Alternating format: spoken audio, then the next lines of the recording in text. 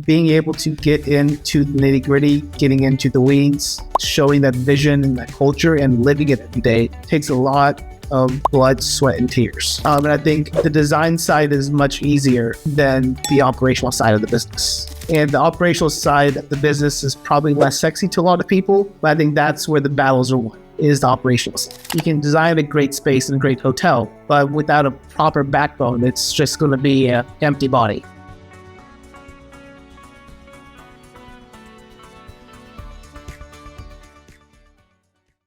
I was trying to think of like where we could start today, and I thought a really cool place to just go right into it would be to kind of talk through the process that you went through going and getting approval to manage a lifestyle hotel with Marriott.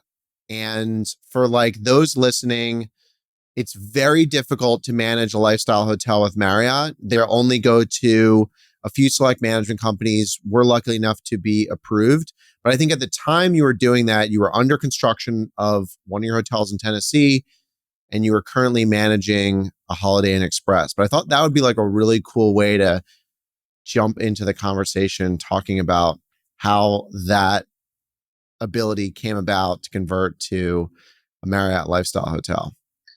Absolutely. I think that's an accomplishment that we're very proud of. And I would say it took many years to really get up to that point. So when I joined the business about 8 years ago, every property was run different. When I joined, we had really economy select service brands. And one property was owned by my father, one by my mother, one by my uncle, and everything was done miles apart at each hotel. So when I was in DC for grad school, my brother was in Boston. Our brains got rewired from the mom and pop operating shop to more structured. So when we came back and joined the business, our first point of focus was the management. Many people will go and build a portfolio, but for us, it was very important to first build the infrastructure for it, and then the portfolio would come. So we got approved at this point, but probably 2.5, 3 years ago, for being a lifestyle operator or a full service operator at Marriott. But really the journey for that started 5 years before that. So we first set out to build our home office or corporate office and go foundation by foundation. So accounting, revenue management, HR, sales, marketing. We spent a couple of years putting systems in place, standard operating procedures, bringing the right team in place, and going through the motions of that with our prior portfolio. So when we made the venture to contact Marriott about a lifestyle product in the market, they came out and they loved the market. It was hot post-COVID, and our locations were A+. And when they came out, we had some great concepts that we wanted to put in front of them, and I think they were all in. The caveat was, at that point, we couldn't manage it. We understood. We had no primary experience. From what I understand, most full-service operators had 10, 12 select service hotels before they got a shot at it. But for us, we really wanted to control our own destiny. And we said, hey, Marriott, give us a shot. Give us one chance to show you that we can do it. And if we fail, we fail. We'll consider bringing a third-party operator. So they gave us the shot. And Marriott came in and picked us apart. So whether that's accounting, revenue management, operations, getting into the technology, going through our SOPs, really down and dirty into every part of our business. And about 2 weeks later, I get a call from the development team and said we got approved, and they don't know how we did it. But I boiled it down to about 5 minutes, but it took about 5 years of work to be able to get to that point and have our first Marriott be a full service lifestyle property. And what hotel was this? And what phase in the development of the hotel did this all go down? So we got approved for the Scoundrel. So the Scoundrel is a new construction in downtown Gatlinburg, directly across from the convention center. I mean, you can't find a better site. So that was going to be a new construction. After we got approved, we had another repositioning that we were doing in Pigeon Forge. Pigeon Forge is known for the land of Dolly Parton, Dollywood, and the island. And we had this old Days Inn across from the island. So when you talk about the best location in Pigeon Forge, you can't get better than this. And we'd had it for about 10 years, the asset, and it was time for some major upgrades. So we knew what we wanted to do, but not exactly how we wanted to do it. And in looking for some ideas, I went out to California, toward Malibu, LA, Palm Springs areas, and we found this Palm Springs Oasis concept. And I think exterior corridor motels turning into high-end boutique hotels was the trend that I'd been seeing, and we wanted to do it in this market. So we'd probably gone halfway through design and met with Marriott and talked about the idea of the tribute portfolio on this old Days Inn. At first, they laughed about it, but after we had showed them the presentation, the branding, the deck, the design, and kind of walked it with them, they saw the concept and the vision. And there were some other properties that had done very successful out on the West Coast, and we wanted to bring this to the East Coast. So we were halfway through. I think we got broken ground, and then brought Marriott in on the treatment portfolio. And today, that's the way back. So our second product deal that we signed with them is actually the first that got opened, and that's what we're managing today. All right, there's a lot to unpack here. I'm going to go first back to the kind of difference between a mom and pop family enterprise type of business versus maybe what you wanted to try and create, which is a little bit more institutional, a little bit more third party, a little bit more Marriott. What was like the big differences between mom and pop style and where you are today? And then also tell us what is better and worse about each. There's got to be some good things about mom and pop that are better than the other way. So there I are want to hear both. So many good things about the mom and pop way, and I know so many great operators out there that started the mom and pop way. So my first home was literally in a motel for about 28 years. So everywhere we went, there was the front desk of a 1 or 2 story motel. Behind it was the back office. Through the back office, there was a little door that went into our living room. Then there's a kitchen and then bedrooms. So everywhere we went, on the backside, we'd tear out 4 units, and that was our home. And we did that for 28 years. My brother's in the business with me. He's a co-founder of the company, and he gravitated towards the front of the house. I gravitated towards the back of the house. So every day I was with my father in laundry, maintenance, grounds, and loved it. So we really learned the business from the bottom up. I didn't want to do that for the rest of my life. What I really wanted to do was be a general contractor. So I studied supply chain in undergrad and then went out to work for a GC after college. I didn't know what I was getting into. It was this boutique general contractor out in East Tennessee.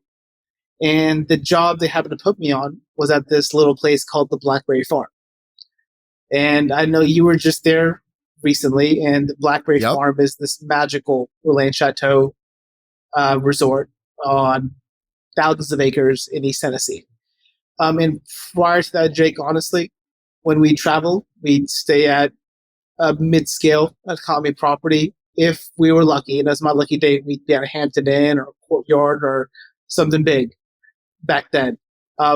And always loved them, but that's not what excited me or got me out of bed. Blackberry Farm is what made me want to get out of bed. So within 2 months, I was in hotel grad school in DC.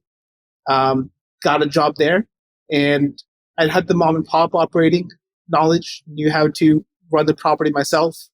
But while I was in grad school, I really wanted to get a more structured knowledge of operations. So I, during the evening times, or it's when my classes were, during the daytime, I picked up a job at Westin, which was managed by HCI Hotels back then. And that's where I got the ins and outs of how a professional management company runs the business. Fast forward, when I moved back home, I took a job with Margaritaville in operations and did that for about a year. And at that point, I had a good understanding of what made them successful, or at least I thought I had a good understanding of what made them successful, and then joined the business. And they'd been asking us to join for a couple of years. And when it came to the right time, it was really, are we ready to change and blend the old school with the new school? We can't forget the old school. It's was the foundation. Everything we know today, we refer back to, but it's more of a new way of doing business and staying true to our roots and heritage.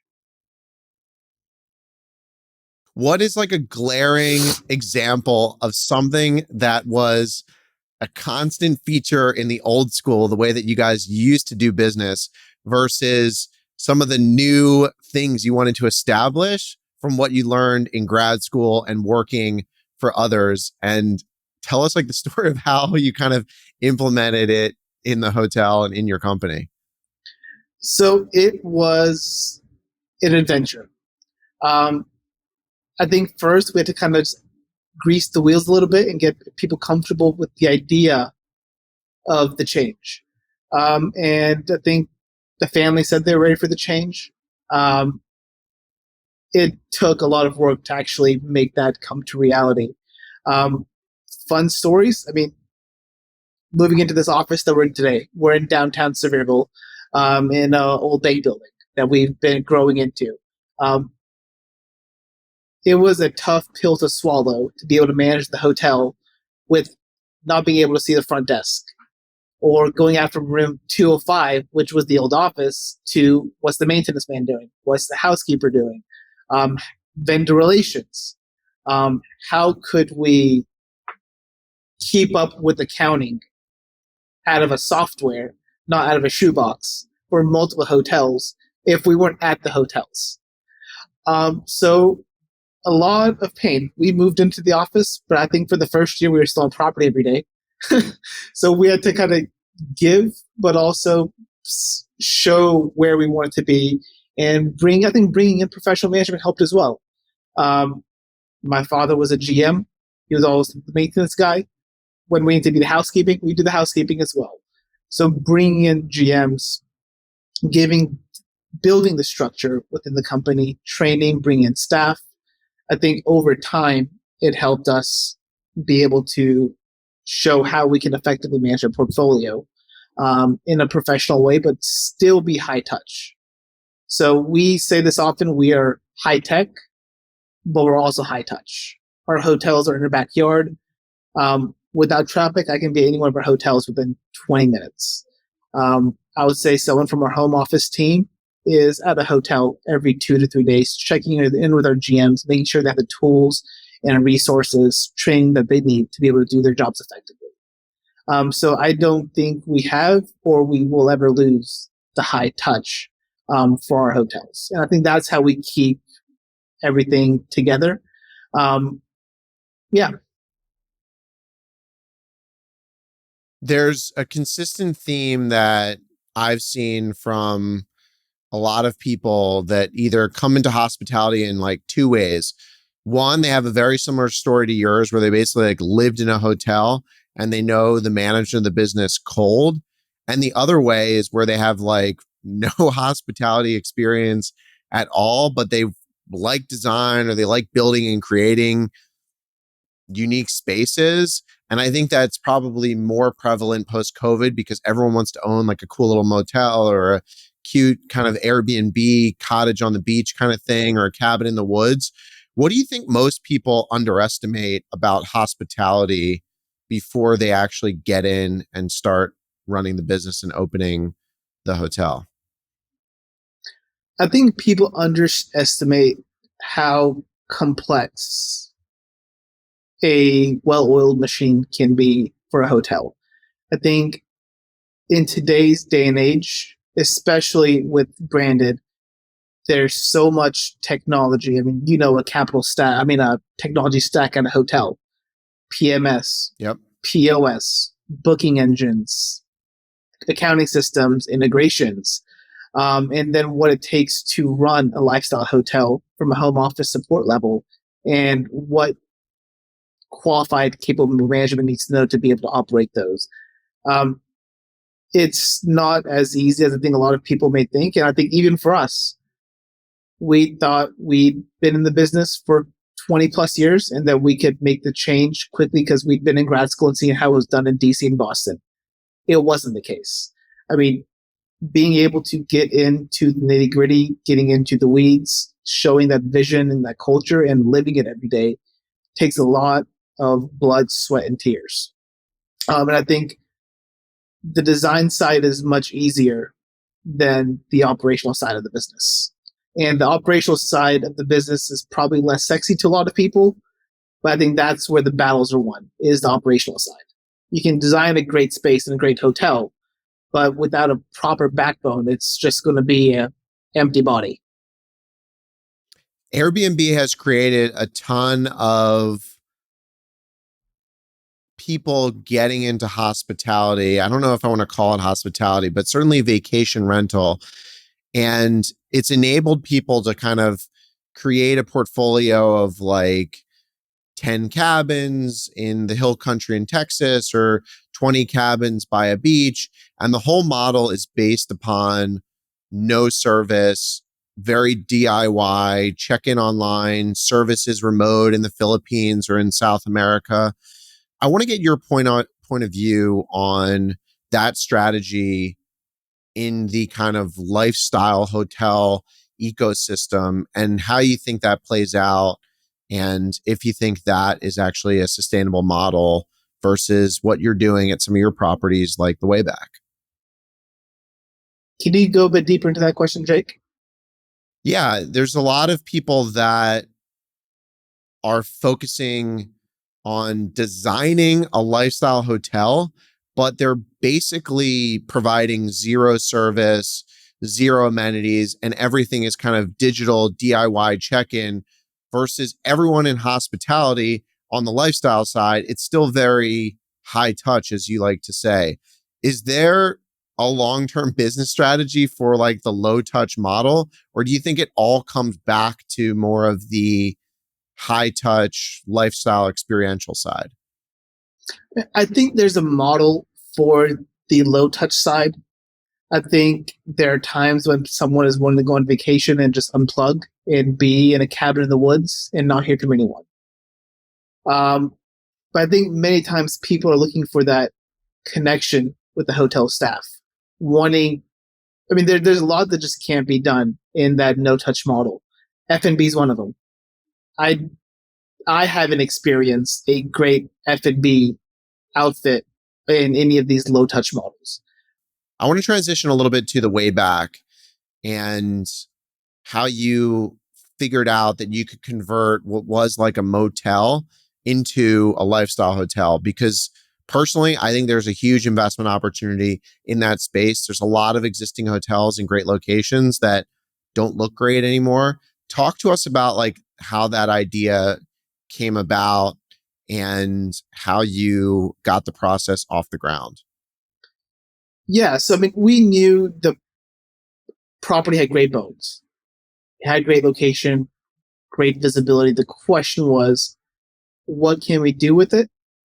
And how much is it going to take based on what our business plan is going to be? So we easily could have upped it and upbranded it to a select service mid-scale brand. The location is directly across from this place in Pigeon Forge called the Island. It's 300,000 square feet of indoor, outdoor restaurants, amusement, and some very high-end hotels in the area.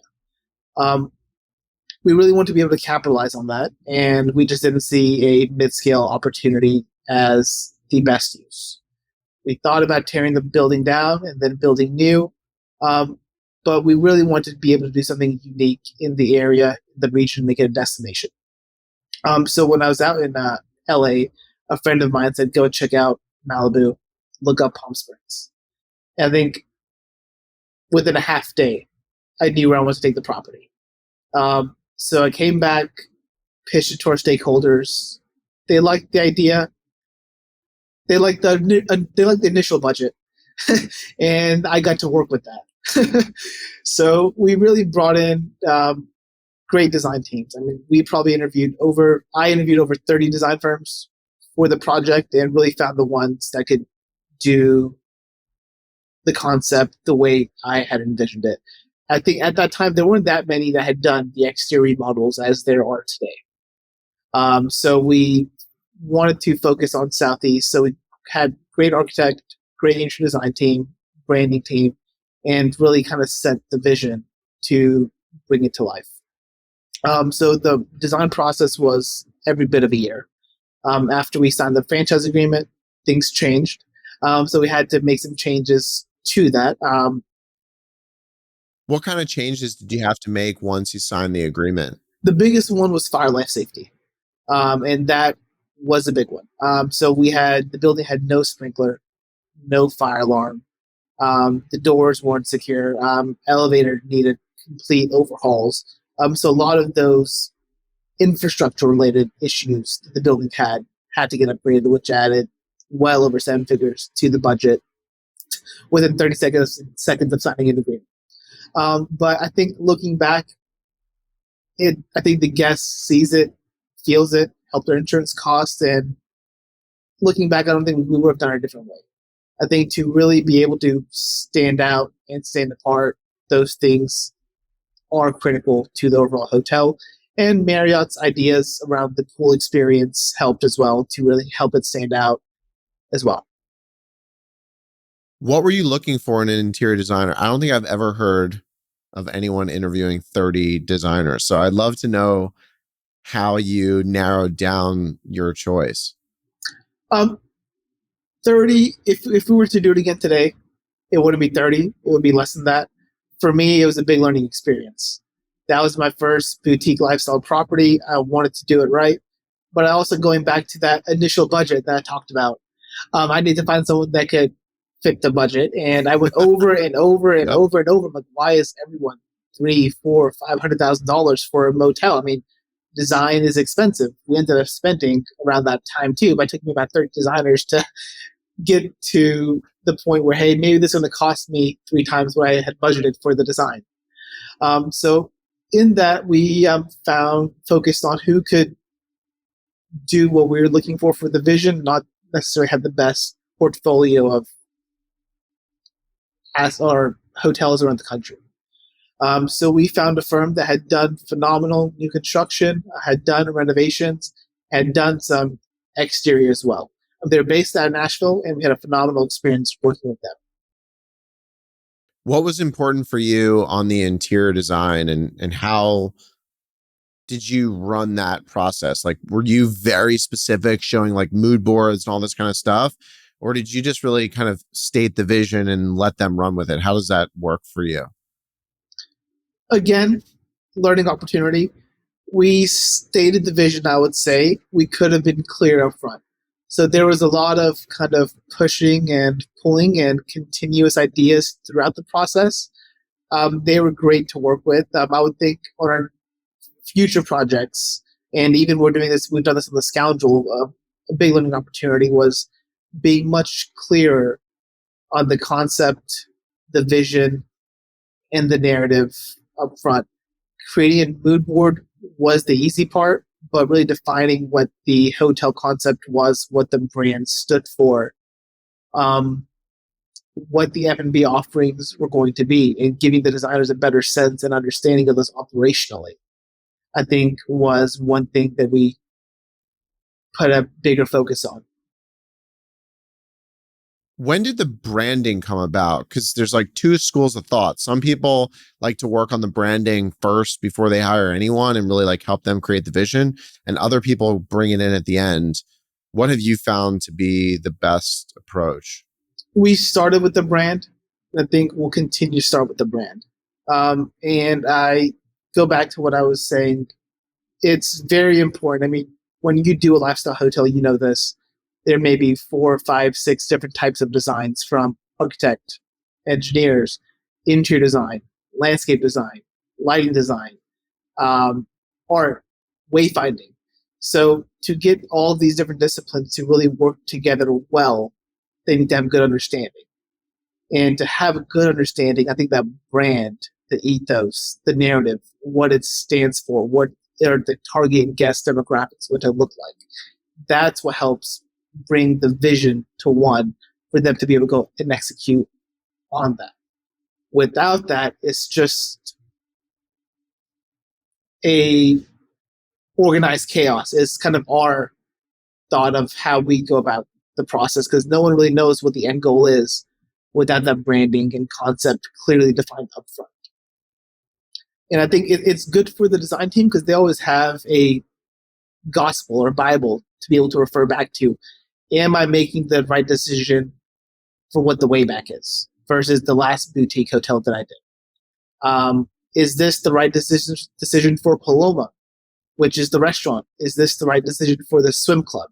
Because within the Wayback brand, there are multiple brands that you have to think for and account for and show them how the guest interaction with those spaces is going to be or how the overall brand architecture works among those. So I think that's very important. I think a lot of people make that mistake. They get directly into I like that wallpaper more than this wallpaper. That tile, I can't live without that tile. I don't believe the wallpaper, the tile makes as much different as the experience in the brand and the cohesiveness. I mean, in this space, designers are so talented, they're going to make it look good. They're not going to design an ugly space. But to design a space that makes sense, that's well articulated, and when the guest comes in, they're going to know why it's there and what it is. That's where I think a lot of the secret sauce is, and that I would share with people when they're going about this, is be very clear upfront about what the vision and the concept is. Were you nervous about importing a design vocabulary and an inspiration, a vibe from California, Palm Springs to Pigeon Forge, Tennessee? Like, were you at all like worried that, oh, maybe these people aren't going to get it and we should go more like the Dolly World, pioneer vibe or something? Absolutely. Absolutely. We heard that a lot. We were told that a lot. Pigeon Forge is this kitschy place that something higher end or sophisticated won't work in the market. But we need the market. I mean, the same people that came here, we get 15 million visitors per year in this market. And these same individuals are going to Nashville, Miami. New York is one of the, I think, top 10 markets where people are coming in from. So when they go back home, they're seeing these types of hotels. They're experiencing these types of hotels. But when they came to this market in the past, all they had was the select service hotels or the old mom and pops that we had to choose from. With this being our backyard, we knew the guest. We knew the market. We knew internally that this was the right move and that the market was ready. When we first moved into the market in 2005, there was almost no branded select service. It was really 90% independent mom and pops. The big select service names that with Hilton, Marriott, IHG started coming in 2008, 7. And then from 2007 to when we started doing what we're doing, it was really just the mainstream brands. Wow. And we'd seen nearby markets like Asheville, North Carolina, Chattanooga's, those go through this transition a decade before when we started it. So we knew that the region was getting ready for it. And post-COVID, everyone was moving to Tennessee. A lot of people were moving to Florida. So I think where they were moving from, the Californias, New Yorks, they were used to that. So I think it was the right time for the market, and we were very passionate about the space, and it made sense for us. And we felt good enough about it to take the risk on. Looking back on your experience with the Wayback, if you were going to advise someone else who was trying to do what you did and they were evaluating whether the bones and the location of the property were good enough or just right, what would you tell them to look out for and to think about? The unknown, there's always going to be a lot of unknown, and having healthy contingencies in the budget. Um, Definitely focus up front on getting a property condition assessment or some sort of, you can get with the architects about how to get in and do testing through the hotel, through the electrical panels, plumbing, because you don't know really where you're going to be getting into and opening a wall. Every time we opened a wall, we saw something different and unknown. Every plan we had got ripped up and thrown out the window every time something new got opened up. So, especially with buildings post 1960s and 70s, gets a bit easier, but the older the building get, the more dangerous or unknown it's going to be. Yep. I mean, we doubled the budget on the project from the time we broke ground to the time we opened. And it's stuff that, most of the stuff is stuff that no one could have known. But by the time you demo 134 rooms, there's really no going back. Where did you miss out? Like, looking back on that project, what was something you missed on that you're not going to miss on a future project that you just didn't know, or you tried something and didn't work? I don't know about missing out. We are very happy with where the hotel is today. I would think one piece that made the world of difference, and we'll probably spend double the money on future projects, is landscaping.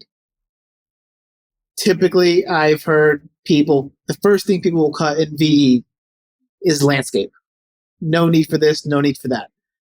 We, on our next project, have doubled the landscaping budget because of the impact it's made on this project. I mean, the first thing people do when they drive up is, wow, this is cool, this is neat. They get that feeling. And I think in experiential hotels, what they call boutique lifestyle experiential, landscaping is one of those things that goes so unnoticed or underappreciated by developers until you see it. I mean, you've done many projects, one or any of your Florida projects. I'm sure you guys spent a good amount of money on landscaping. I think that's what really helps visually set the property apart. I mean, you can only do so much with paint or specialty materials. Landscaping and that liveliness that you get from it, I methink that's what can help activate the exterior and sometimes an interior of the property. Yeah, I couldn't agree with you more. Actually, I think we were connected by a landscape architect that we work with, Rios Clement Hale, RCH, out of LA, who's unbelievable.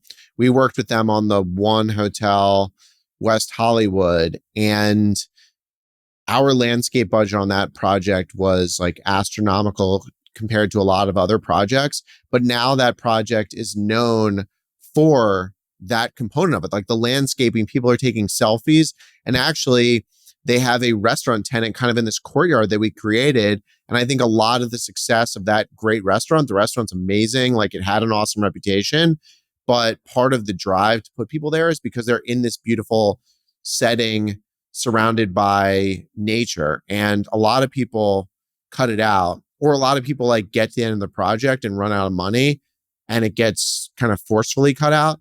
I actually like to, put in the landscaping, see how it looks, but we always save money for like more landscaping to layer in, because if you have a really great landscape architect, like they typically get it, but most of them, it'll just never be enough landscaping and they'll just be big holes and it won't look right.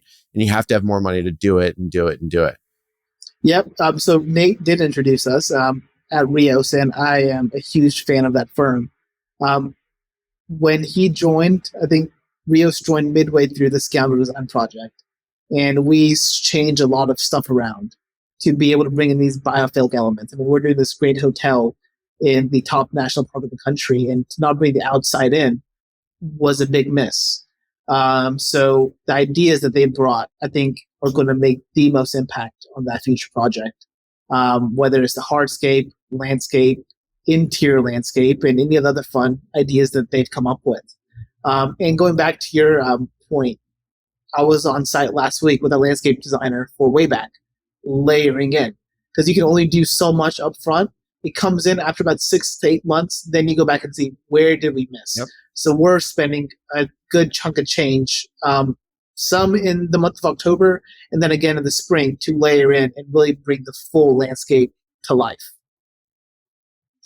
We did a small 36-room 4-star property in Gatlinburg called the Rocky Waters.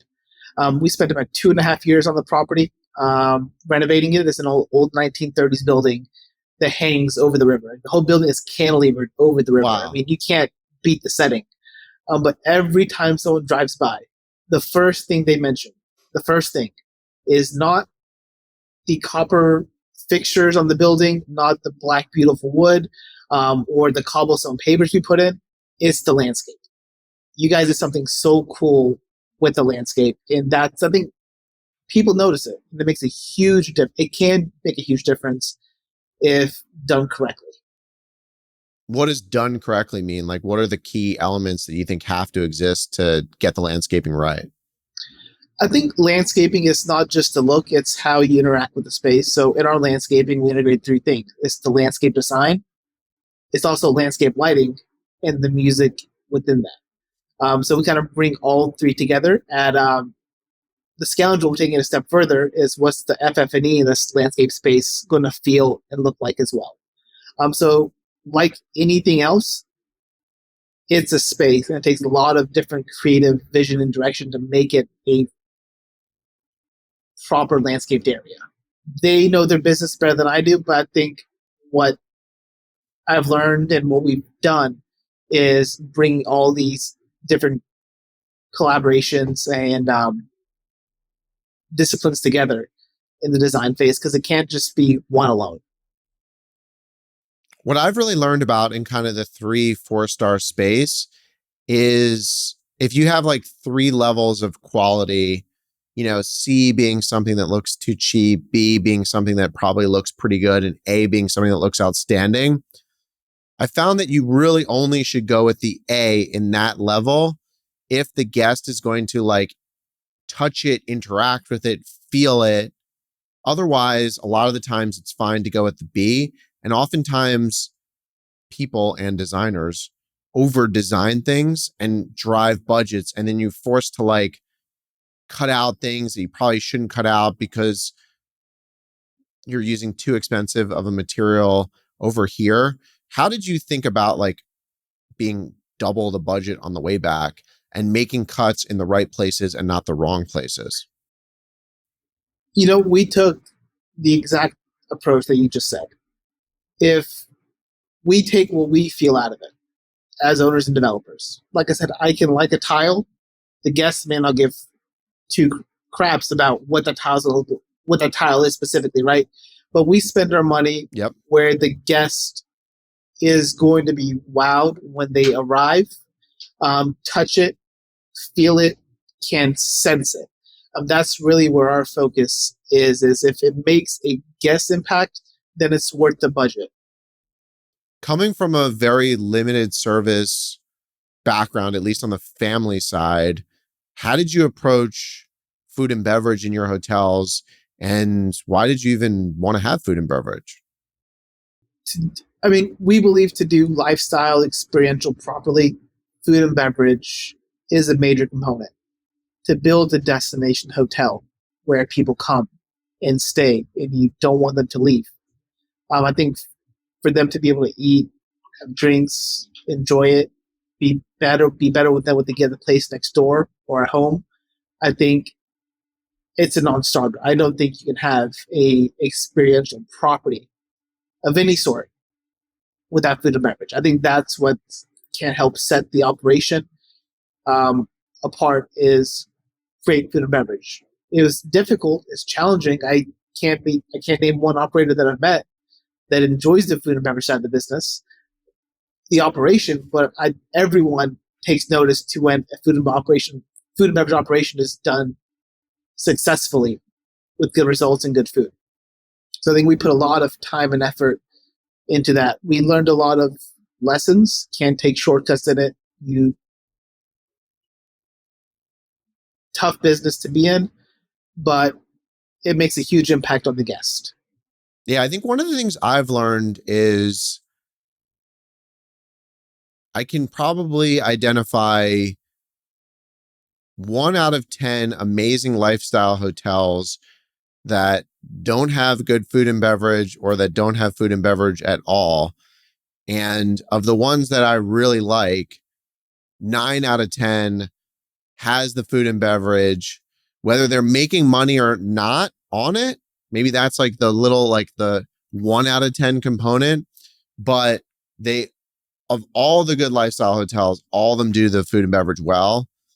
I think the difference is some will make a lot of money on it and some will not directly make money on the F&B, but it'll allow them to create this great hotel. And that was kind of what I was like trying to ask you before, where I've just seen a lot of hotel and hospitality concepts pop up without food and beverage. And it doesn't have to be like an elaborate, 3-star meal, but I think it's very hard to create a loyal following and to have the connection with the guest without food and beverage. It's like a bed and breakfast without the breakfast, and it's just a bed and it's very transactional. Yeah. I think everyone knows you have to have good food and beverage to run a fun, unique, experiential property. I think everyone just knows it. I think where a lot of people get tripped or don't want to go into it is when they look at the pro forma. A lot of people just say food and beverage loses money. The food, and it can, in most cases it does. We are breaking even on it. Some of our concepts are making money on it. But the project in many cases isn't going to make sense. You're not going to be able to achieve that reputation without it. So maybe you're losing money on the food and beverage. We're losing money on a lot of things. I mean, select service hotels, who's making money on the breakfast? They're losing money on the breakfast, but they still do it, right? I think people aren't looking at it from that lens. Is we do so much in hotels that you're losing money on. But what you're losing that money on is providing value for that guest that's coming to your hotel. And I think food and beverage in the lifestyle space is very similar to people. I mean, my father, he ran properties in the 80s that had no breakfast, and he loved it. And then at that time, a lot of people didn't want to build the newer brands that had the free breakfast because people ate way too much food and they were going to lose their money. But today it's a staple of that segment, right? I think food and beverage, the way we're talking about it, is a staple in the 3.5, 4-star boutique space.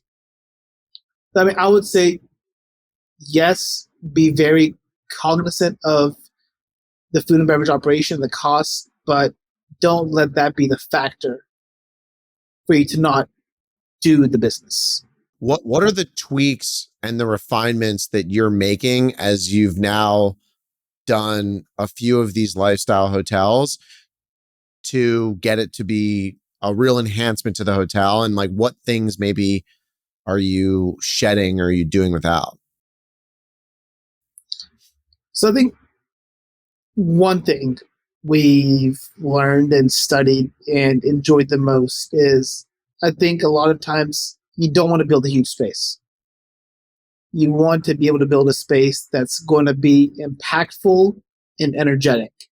You don't want to build this huge restaurant because you could make so much more revenue if you had 50 or 100 more seats in the restaurant, right? You want a space that when the guests walk in on a Wednesday night, you have the ability to create that same burst of energy that you do on a Friday night. And you can't do that in a space when you walk in, it's wide open. So whether it's separation of spaces, being able to close spaces down, open spaces up from indoor to outdoor, and connect spaces, I think that is the programming of the space is very important, and not building more than you need. I think it's safer and better to go smaller than larger, because the thing that's going to kill the business is if you walk into a dead, low energy space. So that's what we look for, is how do we create a space that you're just going to feel energetic. It's going to make you tap your toe or tap your heel whenever you move in or sitting in the space. I love that. And you're so right, because a lot of maybe older school operations people or hospitality people basically build restaurants like a parking garage or a parking lot at Best Buy on Christmas. They build the restaurant for the one day of the month or the one day of the week that the whole hotel is going to empty out at the same time into the restaurant. But 99% of the time, you only need a third of it or half of it, and they miss the whole vibe and energy side. I would 100% agree with you. And even in our branded hotels, I am pushing to shrink down all these spaces. And it's like, you know what? If we're pumping out such great food and creating a great experience where people have to wait, well, they have to wait in a normal restaurant anyway. So they'll just have to wait here. But that is a very important thing, because there's nothing worse going into a hotel restaurant when that thing looks dead and empty. People think about hotel restaurants. I think of it as restaurants. And in our industry, I think people mix the two. You go to standalone restaurants in downtown DC or Miami, some of the hottest restaurants are going into existing spaces. The mistake we make as developers is, I have a fresh set of floor plans from the architect. I can actually build it bigger here. I have so much more space to play with. Some of my favorite restaurants I go to, the restaurateurs go into the space and figure it out. And whether it's workflows or where the kitchen is going to be or the beverage operation or the bar, they make it work. And it's shoulder to shoulder, elbow to elbow, and you just go with it. I mean, and I think that is what makes the restaurant so great. And if you overbuild the restaurant, of course, you're going to lose money on it. It's better to underbuild and I think maybe have less gross margin for a better overall experience for the concept.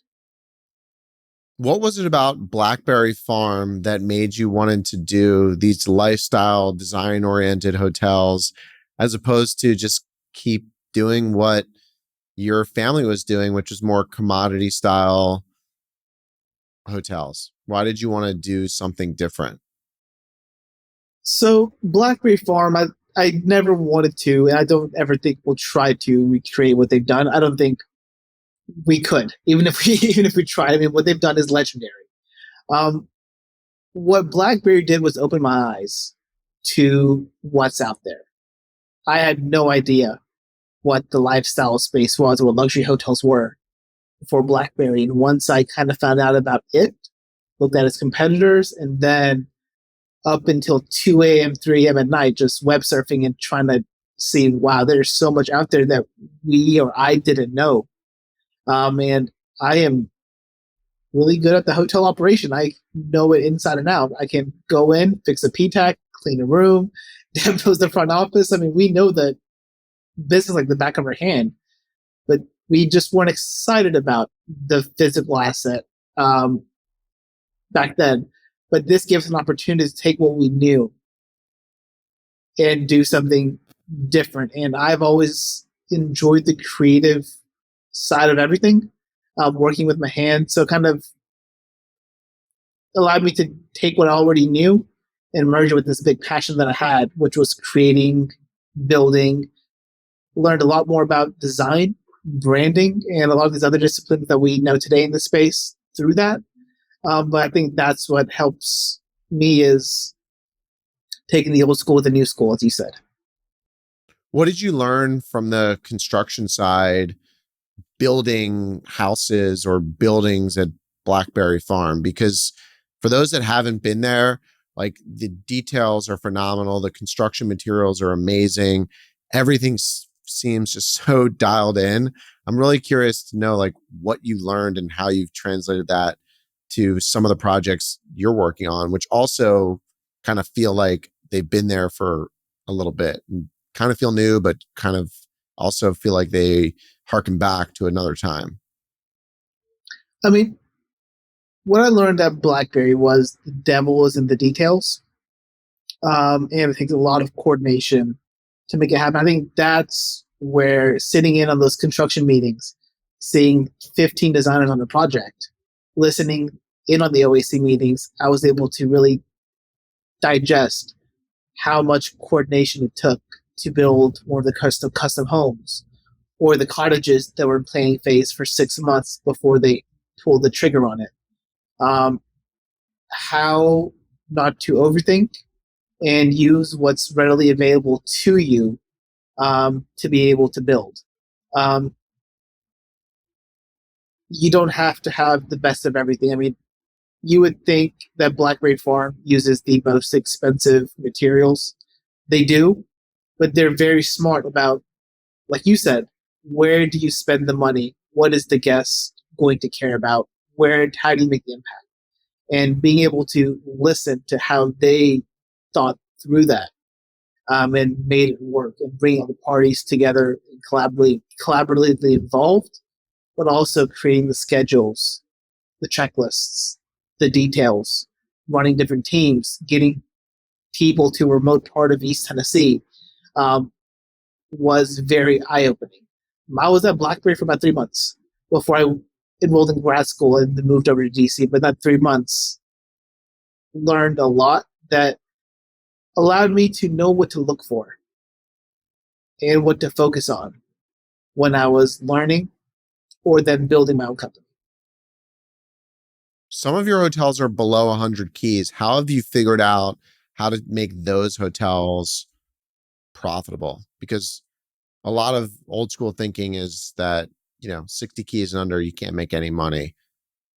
Blackberry Farm and I'm on Geary have proved a lot of those people wrong, but how have you figured out how to do it? We knew how to do it because most of our hotels were less than 60 keys and we ran them ourselves and they were very profitable. I'll take the Rocky Waters Modern, for example. The Rocky Waters is a 36 key old motel in downtown Gatlinburg. It was the first lodging establishment in Gatlinburg dating back to the 1930s. It was one small hut that the original owner built. He handed it down to his son, who then built a couple other small houses and then a second story on top of it, and everything that hung over the river. So over the time, it became one of the most iconic locations and buildings in town. I mean, you can't go into Gatlinburg without going through the Rocky Waters. In the 1950s, Bud Lawson, who was the original owner, his mother, Maddie Lawson, had the tea room. But when he took the business over, he didn't want to be in the restaurant business. So he turned it into rooms. So when we thought about how do we take Rocky Waters into the 4-star, we know we can't do it without a wonderful food and beverage program. So we brought the restaurant back. Then the question became, how do we provide the 4-star experience with a 100-seat restaurant with 36 rooms and the service level behind it with almost no back of house space? I mean, it's an operator's worst nightmare. But we knew the asset and we knew how to make it work. So at Rocky Waters, we have a concept that we call the Innkeeper. And every room comes with a team of 2 dedicated innkeepers. When we ran the business, there was the lobby and our room behind it. And I can remember many winters where there was no business in town back in 2007, 2008, 2009. We would cover all 3 shifts, AM, PM, overnight, sleep behind the office. Next to the office was the laundry, did all the laundry, cleaned all 36 rooms, and then went to do the rooms on the backside if we had to as well. Maintenance, Dad did it. I would help him. I'd do the grounds. Deb would help with the front office and breakfast and everything else. So the 3 of us ran the entire property. And on the weekends, we'd fill up, but you can't go and hire staffers for the weekends. So we'd buckle down. So we really took what we knew, created operational training guides of how to do it. I mean, when we were doing that, the guests would come check in, and after a day, they would say, "Wait, we thought you were the one checking us in." We were. Oh, now you're cleaning our room. Now you're bringing us toilet paper if we wanted to. I mean, you guys are doing everything. So we took the exact same ownership that we used to have. I mean, that we'd have is take ownership of the guest. We were the innkeepers of the property. So with the Rocky Waters, we kind of brought that back and brought the staff in and trained them on how to take full ownership of the guest experience. So that's what the model that we used for that hotel, and it's been phenomenal. Guests still check in and will ask Claudia or Kaylee or anyone else, "Wait, I thought you checked us in. You're also doing X, Y, and Z now as well." So I think with creativity, training, nurturing that, and just working with your teams, it can be done. But again, it takes a lot of high touch, and the technology piece makes a big difference as well. In today's day and age, with the technology done properly, it can have a huge impact. I think I've seen a couple of the other podcasts that you've done with some of the individuals doing smaller micro resorts. There's a huge emphasis on technology. So we still put a massive emphasis on technology. I mean, I can't tell you, Dev, my brother, he probably went through 30 or 40 different vendors across locks or PMS or POS booking engine to see what is the best technology stack going to be to enable our team to not be caught up in the administrative side, but the guest facing side. So the hotel has no front desk, but the guest does their pre-check with the guest questionnaire prior to arrival, gets a PIN code before they arrive with the code to the room.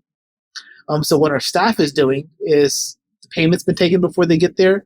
They've got the access to the room. So we're taking them, welcoming them to the property and taking them up to the room. So a lot of conversations in the industry has been, can there be hotels without a front desk? And I think the conversation gets mixed in technology and guest service. I think guest service is critical, but if we use technology properly, we can take some of the friction points out for the staff to be able to focus on the high impact areas in the guest journey. Can you unpack the Rocky Waters a little bit more? So like if you don't have a front desk and you said like there's this innkeeper concept, like, so how does that work? Like the folks there do multiple jobs. Like how does it play out in reality? Because for those that don't know, like it's a small leading hotel of the world, right? A small luxury hotel of the world. Yep. Small luxury hotel of the world. So it's a real hotel. So can you kind of like, how does it like unpack it a little bit more?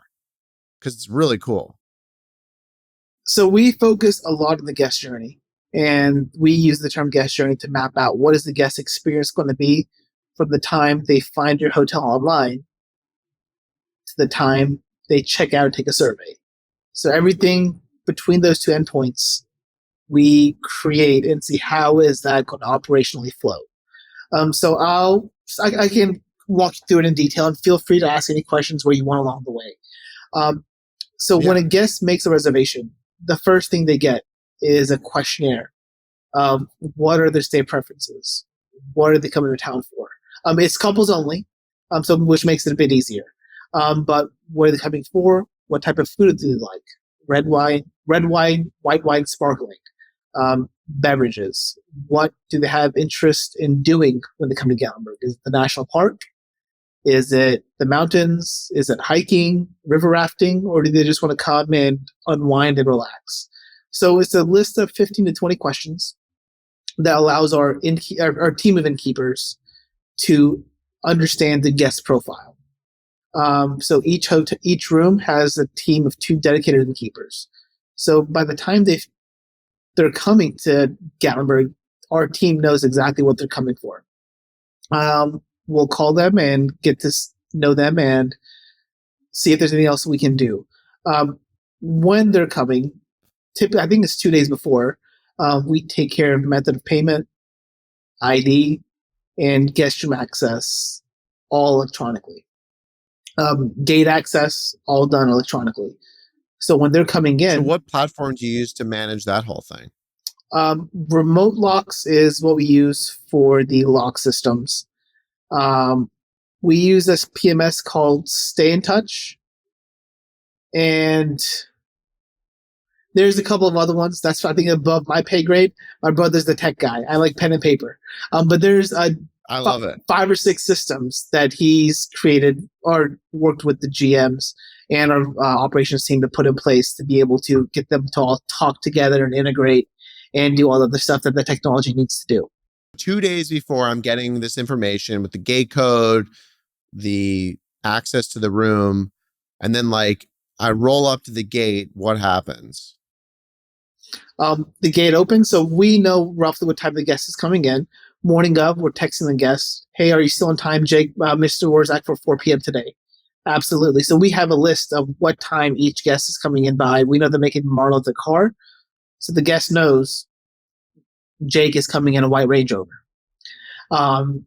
So when they pull in, they know exactly what to expect. The room's been assigned. We show them the parking space and welcome them to the Rocky Waters and take them directly up to the room and show them everything that they need to know about the property. If they let us know they have any experiences that they want to do or excursions, we've got their information waiting for them. Each room has a mini bar of 4 high-end bourbons and whiskeys, and different stuff in the room for the guests to enjoy as well. The river, robes, you name it. So the guest has access to all that information while they're there. And when they're there, we don't have our innkeepers hovering over them. We are there when the guest needs us, as quickly as the guest needs us. So everything is text message enabled.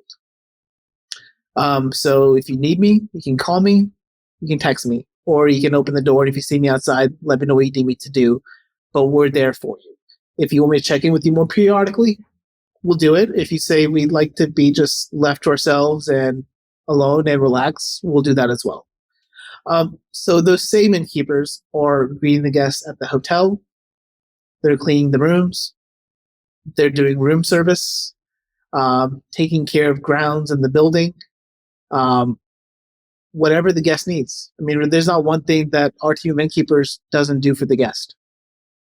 Is it harder to find, that person because they're doing so many different things? Like, a front desk person, okay, they're just checking someone in at the front desk, but now you got to find someone willing to be a concierge, willing to clean a room, and willing to rake leaves. Has that been a challenge, or do you find that like you're actually getting kind of more entrepreneurial, old school innkeeper people, and they're just better and you found them?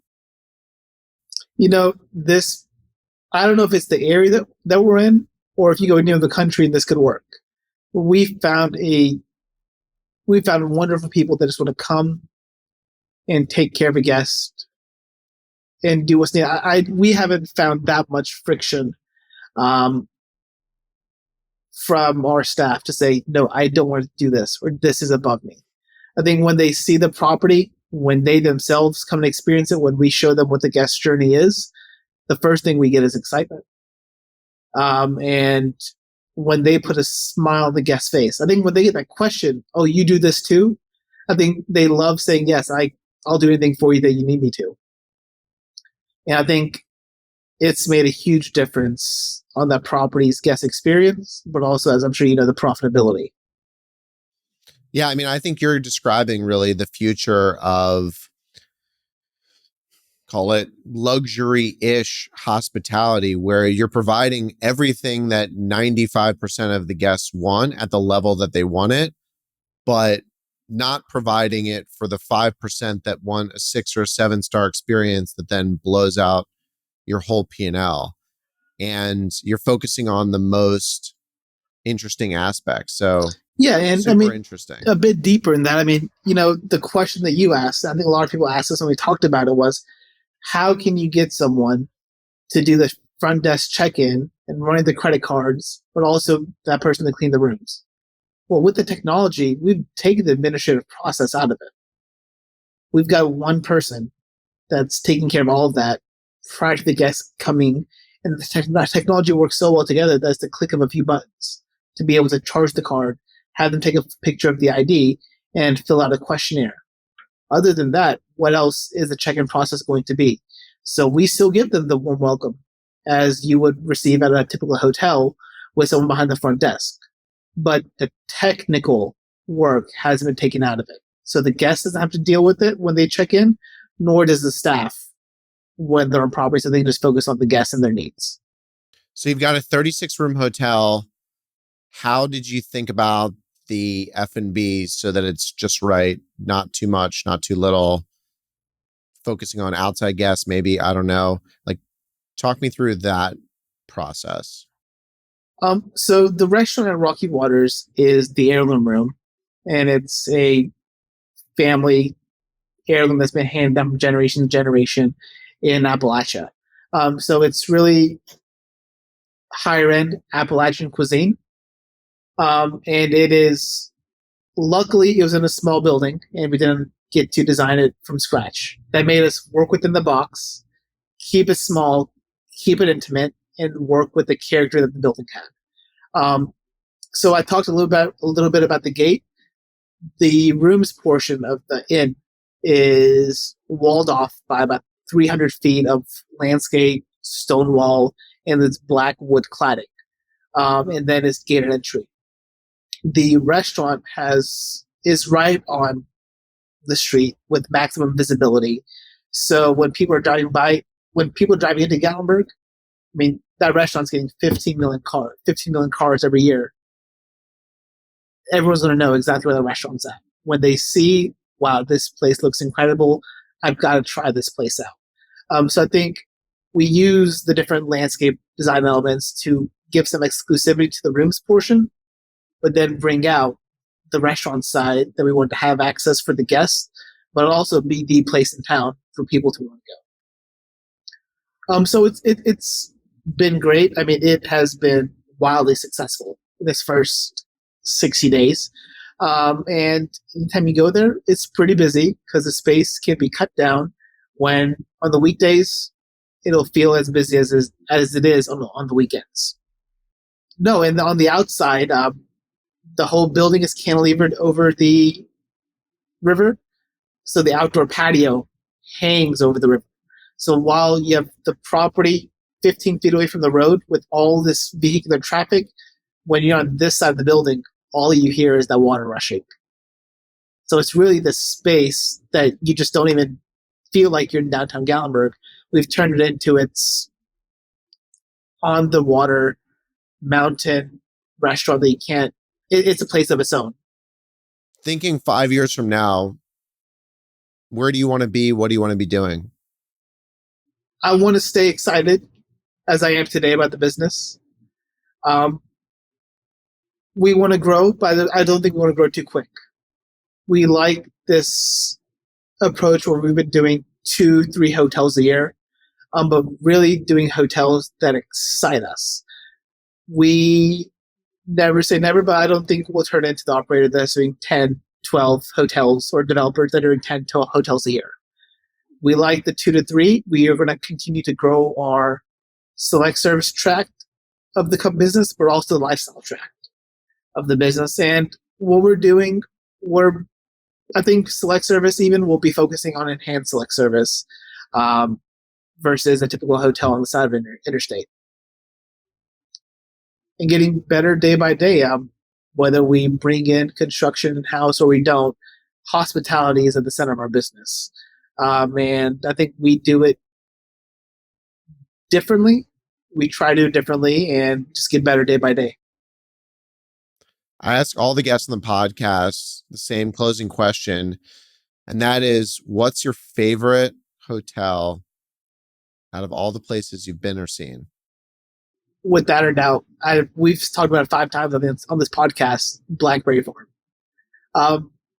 I'm not looking to go somewhere 1,000 miles away from me. There's this wonderful place in my backyard that's always doing fun, unique stuff. I haven't been to Blackberry Mountain yet, but I really want to check it out. The pictures you posted, was it a water slide you were on, or what was that? Yeah, they built a water slide like into this lake, and it's kind of coming down the side of a mountain. So it's pretty wild, and it's a lot of fun. It's actually very like steep and fast. So I think it's only kind of like a summer-ish thing, but incredibly creative to basically activate this pond. I've been to the farm. I really want to check out the mountain, and I'm sure they'll do stuff in the future, which is always the treat.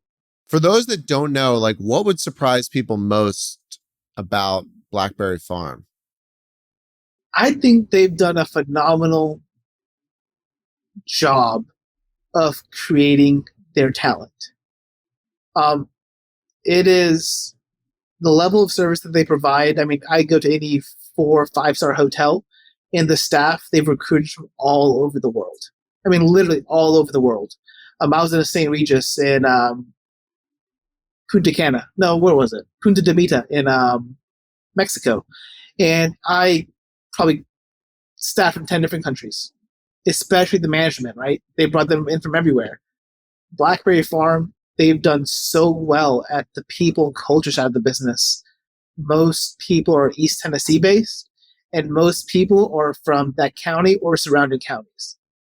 So I think a lot of companies will bring in talent, but what they've done with the talent pool and nurtured them and grown them is unbelievable. And it's still hard to believe how they've not had to go into different markets to build that talent pool. And I'm sure you see the same thing when you go to resorts when you're traveling. I love that answer. Hire for the person, not for the job in hospitality, because 99% of the things in hospitality can be trained, but you cannot train that kind of innate graciousness and wanting to help and serve people. And it's pretty cool to see this at Blackberry Farm or Mountain, because Mahavir's right. Everyone there is like from Tennessee. They like live 20 minutes down the road. Amazing. Thanks for coming on the podcast. This was a lot of fun. You did great. Hey everyone, it's Jake here. Thanks again for joining me on this conversation. Be sure to subscribe on Apple Podcasts, Spotify, or YouTube. Lastly, don't forget to follow me on Twitter at jwurzak. I'll see you in the next episode. Jake Wurzak is the founder and CEO of Dove Hill Capital Management.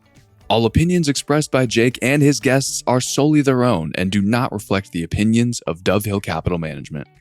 This podcast is for informational purposes only and does not reflect or represent real estate, financial, or investment advice.